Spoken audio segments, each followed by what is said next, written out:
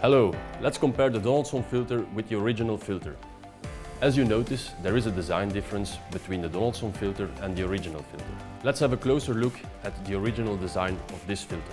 As you can see, the original design has an oval-shaped ceiling, therefore it's very important that the installation is done correctly to prevent dust leaks. To do so, they added a plastic cone to align with the housing and also a V-shaped media pack to make sure the fitting is done correctly. Looking at the Donaldson design, there is also an oval-shaped ceiling to prevent dust leaks. Donaldson also added features to ensure good fitting. At the closed cover, they added a plastic cup to align with the housing.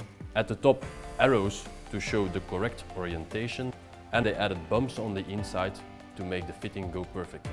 Last but not least, to ensure the best protection of the equipment, Donaldson released this filter with ultraweb media, which is known as the best filtration media on the market. So, you will not be needing this filter anymore.